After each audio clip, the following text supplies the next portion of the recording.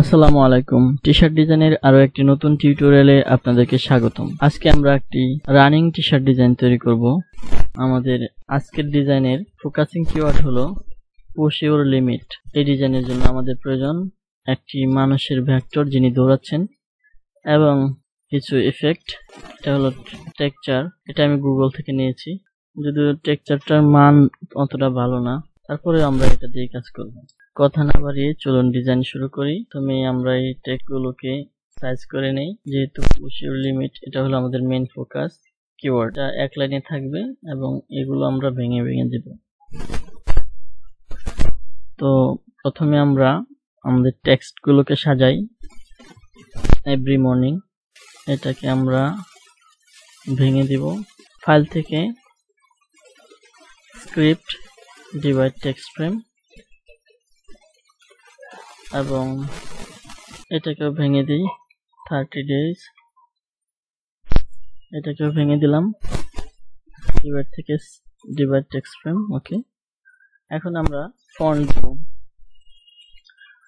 অনেকেই বলেছেন যে আমি ফন্ট গুলো মেনশন করি না, আসলে অনেকটা সত্য, মেনশন করা হয় না।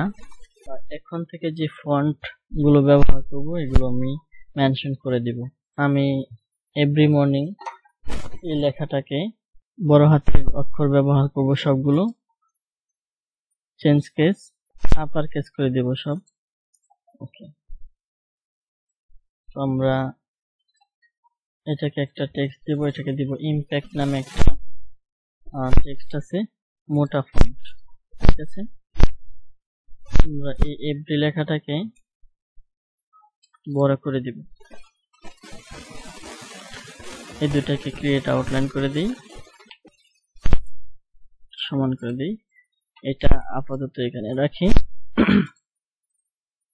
পুশ ইউর লিমিট টাইপ থেকে চেঞ্জ কেস আপার কেস এবং এটাকে আমরা ইমপ্যাক্ট যে নামের ফন্ট আছে ইমপ্যাক্ট এই ফন্টটা দেব। ঠিক আছে, তো নেক্সট হলো আমাদের 30 ডে চ্যালেঞ্জ। 30 ডে চ্যালেঞ্জটাকেও আমরা এই ফন্টটাই দেব।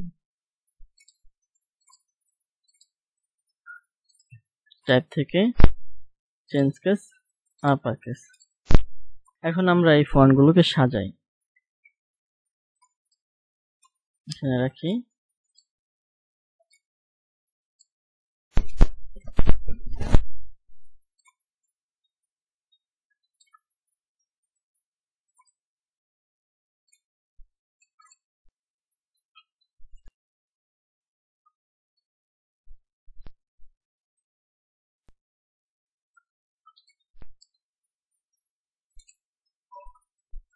আর একটু ছোট করে দিই মর্নিং লেখাটাকে, এভরি মর্নিং, এবং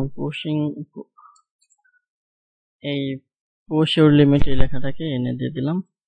এটাকে আর একটু ছোট করে দিই। ওকে, এবং এটাকে ক্রিয়েট আউটলাইন করে দিই। Every morning push your limit. তো এই ফন্টটাকে আমার মনে হয় অন্য কোনো ফন্ট দিলে ভালো হতো, তো আমরা এটা পরে দেখবো আর কি। এই লেখাটাকে দিব, তারপর এখানে রাখি ক্রিয়েট আউটলাইন, একটা কপি রাখি, আবার যদি প্রয়োজন হয় ক্রিয়েট আউটলাইন করে দিই। এইখানে দিব, যেহেতু নিয়ে আসি।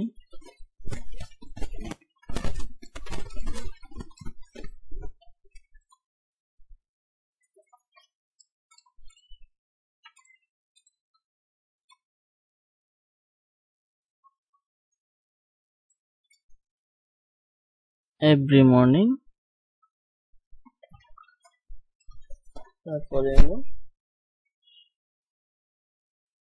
30 ডে চ্যালেঞ্জ। এটাকে একটা কপি রাখি, ক্রিয়েট আউটলাইন করে দিই,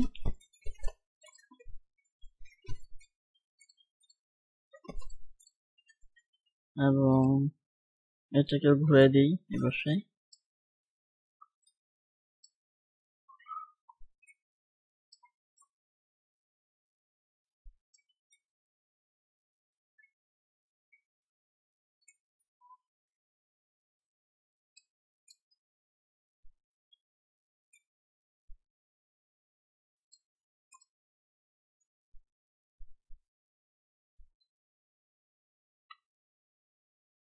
চ্যালেঞ্জ লেখাটাকে দিব এখানে। এটা একটা কপি রাখি, এটাকে ক্রিয়েট আউটলাইন করে দিব। চ্যালেঞ্জ লেখাটা একটু ঘুরাই দিই।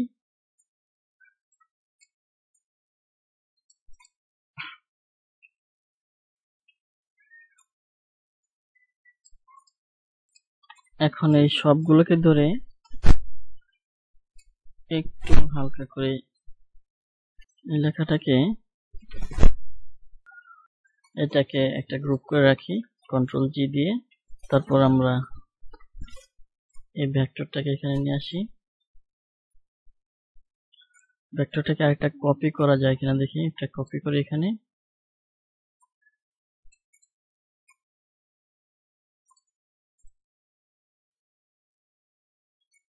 আরেকটা কপি করি, ওকে। তো আমরা এটাকে একটা গ্রুপ করে দিই কন্ট্রোল জি দিয়ে, এবং এটাকে একটা কালার দিব হলো হলুদ টাইপের, এই কালারটা দিলাম। এখন এই রানিং ম্যানটাকে এখানে নিয়ে আসি, আর একটু বড় করে দিই।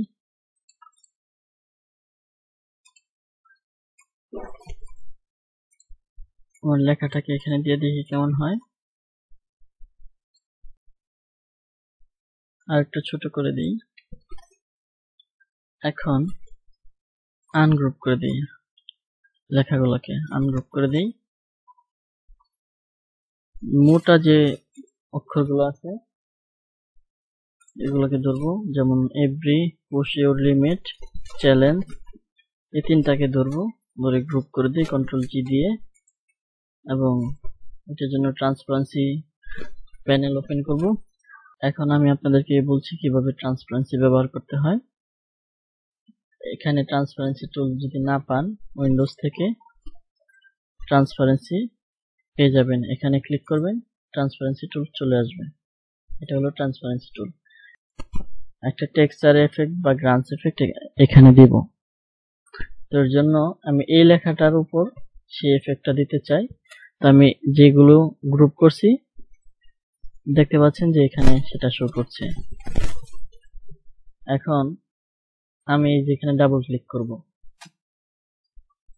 এই যে ক্রস জায়গায় ডাবল ক্লিক করব, এখন এটা কালো হয়ে গেছে এবং এখানে লেখাগুলো হাইড হয়ে গেছে। ঠিক আছে, আমি এই টিক মার্কটা উঠিয়ে দিব। এখন এখানে আমি যা দিব সেটা ট্রান্সপারেন্সি হিসেবে কাজ করবে। আমি এখান থেকে এই ইফেক্টটা নিয়ে যাব, জায়গায় ছেড়ে দিলাম, এটাকে বড় করে দিব।